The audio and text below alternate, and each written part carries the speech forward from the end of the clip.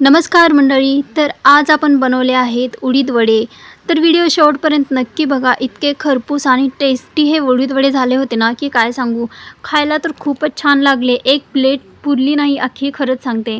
तर काय करायचं, सर्वात अगोदर 4 ते 8 तास उडीद डाळ भिजायला घालायची आणि त्यानंतर लसूण, अद्रक, मिरची, कढीपत्ता, कोथिंबीर सर्व याच्यामध्ये मिक्स करायचं आणि मग काय छानपैकी भिजत घातलेलं तांदूळ याच्यामध्ये अर्धी वाटी घालायचं छोट्याशा वाटीने आणि याला सर्व वाटून घ्यायचं. तांदूळ आपल्याला फक्त 1च तास भिजायला घालायचा आहे किंवा आपण जेव्हा उडीद वडे बनवतो तेव्हा नॉर्मली तांदूळ वॉश करून ह्याच्यामध्ये ॲड केलं तरीही सुद्धा चालतं.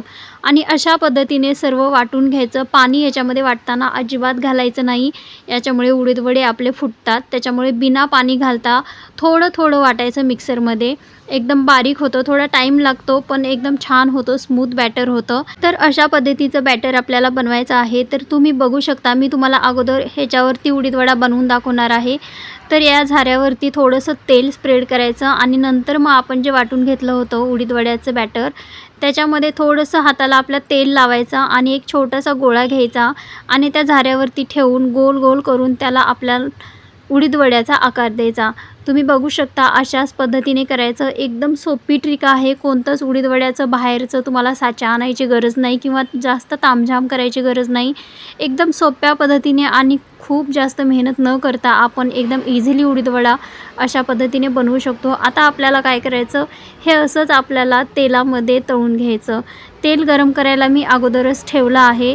तर आता तुम्हाला मी दाखवते. तेलामध्ये हे झारं असंच सोडायचं आणि 1-2 सेकंद याला असंच गरम तेलामध्ये सोडायचं. उडीद वडा आपला आपोआप खाली तेलामध्ये गळून पडतो आणि जो झारा असतो तो वरती येतो. सध्या मुलांची स्कूल स्टार्ट झाली आहे आणि मुलांच्या टिफिनसाठी हा खूपच चांगला प्रकार आहे.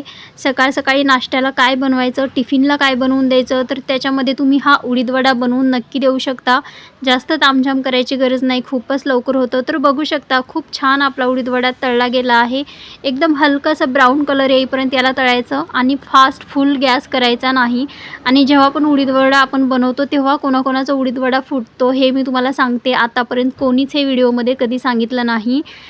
जर उडीद वडा तुमचा फुटत असेल तर तुम्ही काय करायचं, त्यामध्ये थोडंसं तांदूळ घालायचं भिजत घातलेलं वाटताना, म्हणजे उडीद वडा तुमचा फुटणार नाही. आणि हो, दुसरी टिप म्हणजे गॅस कधीच जास्त फास्ट हाय फ्लेम ठेवायचा नाही उडीद वडा तळताना.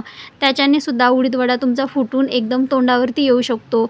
आणि झाकण अलगदपणे झाकायचं जर तुम्हाला भीती वाटत असेल तळताना तर. तर अशा पद्धतीने मी आणखीन एक उडीद वडा तुम्हाला बनवून दाखवते. हा मी बनवत आहे पळीवरती.